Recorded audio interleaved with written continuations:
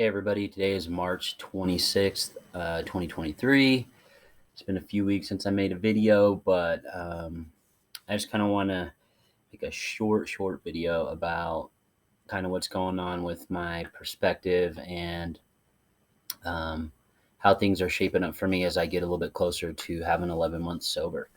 I'm about a week away from 11 months. Pretty pumped about that.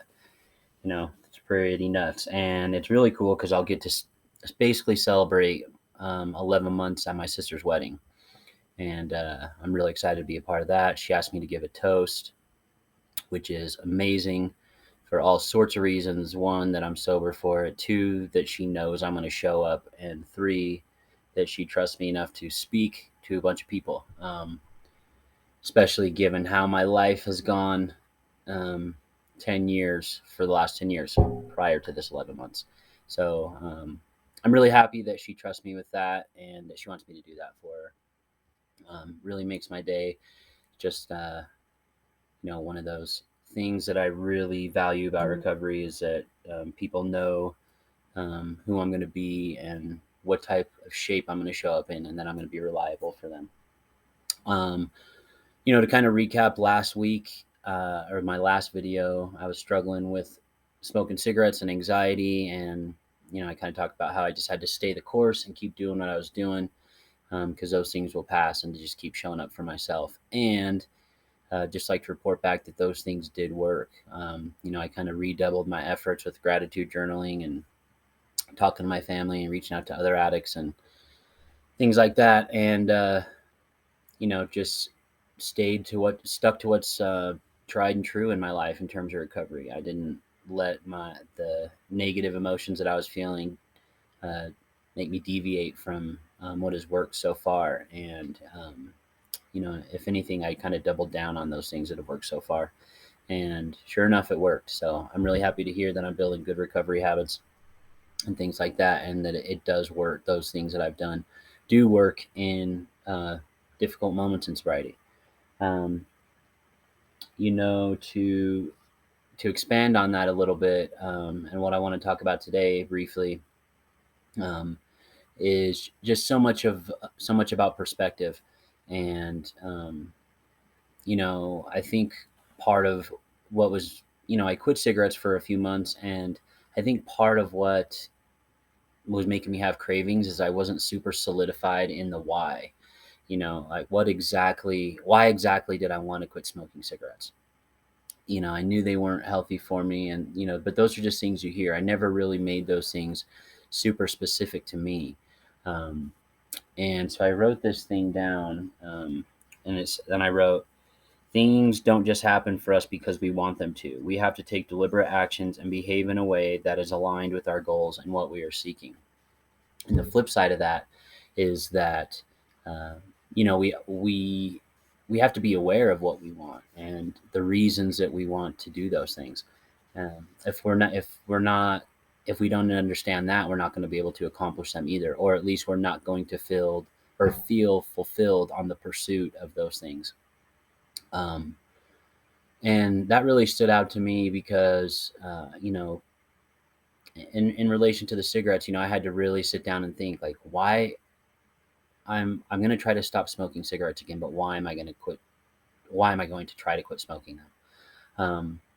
And it was much more. What I found was that it was much more than just because they're bad for you. They are bad for you, but there's a lot of things I want to do in life that make that cigarettes will hinder those experiences or make it so that I can't achieve those things at all. Like, I want to run a half marathon, ultimately run a marathon. Um, I I want to be a disciplined person, someone who says they're going to do something and sticks to it. I want to live a long life and a healthy life, and I want to be able to hike, and I want to grow old, and I want to make memories with my family and my friends. I want to do all these things, and cigarettes just make all those things more difficult. So it's more than just cigarettes are bad for you. It's all the experiences that I gain by not smoking cigarettes. And I just think that applies to life at large. Really understanding the reason that we're doing things. And for me, Like this week has been it was a good week, but I put a lot of intention into like getting through this week because I am really excited about going to my sister's wedding and having 8 days off from work and being around my family and just having a really good time celebrating with everybody.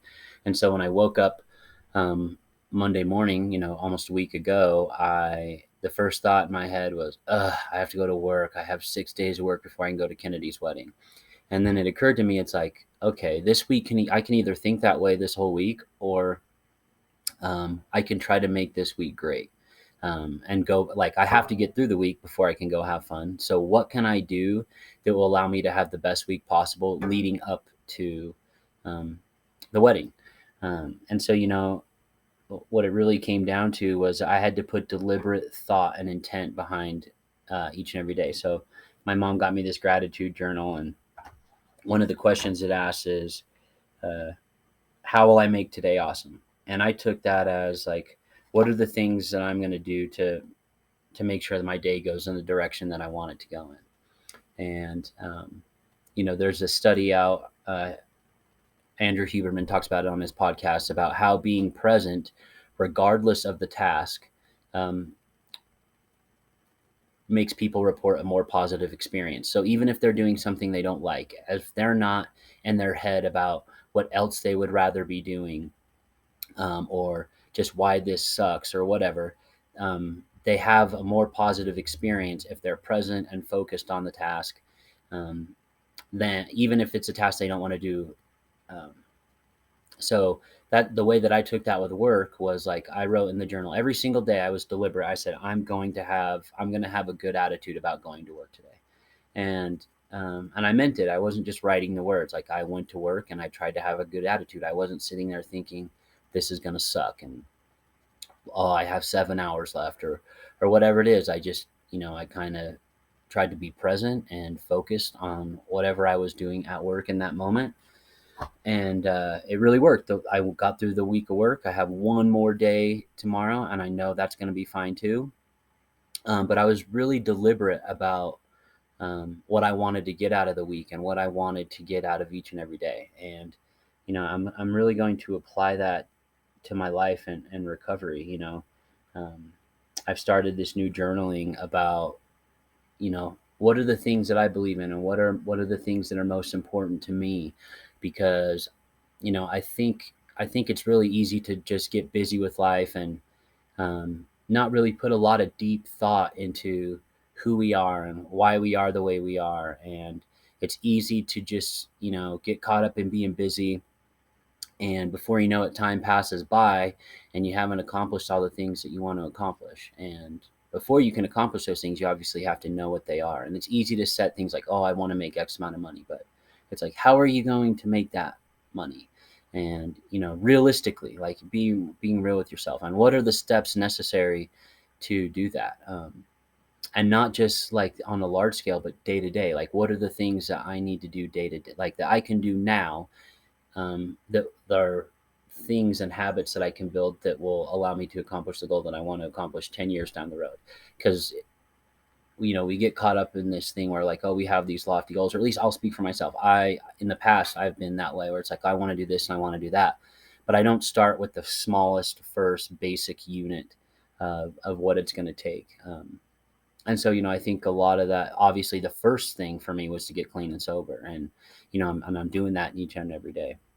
But it's also to develop discipline, and become a reader because I want to further my education. So there are a bunch of things that I can do each and every day that are going to allow me to um, become the person that I want to be in the long run. And I think those things often get overlooked as something simple as like, I don't really need to read 30 minutes a day. How's that going to help me? But it does. And you get in so many ways especially when you're talking about furthering your education, but you know reading expands your mind, and it is a form of meditation. It distracts you from any anxieties that you may have, and can kind of recenter you. Or if you do it before bed, it helps you get better sleep, which improves mood and cognition, and all these little things that we just kind of overlook. Or even if it's like, oh, I'm going to make a really valid effort to get good night's sleep every night, which I've been doing a really good job at the past few months.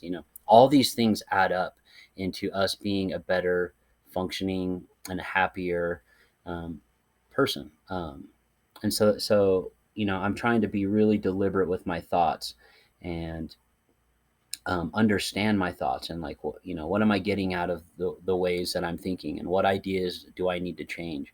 And I'm just starting this journey. To be brutally honest, my first journal of like, who what are my beliefs and why do I think these things, and what does that say about me, and how do these things actually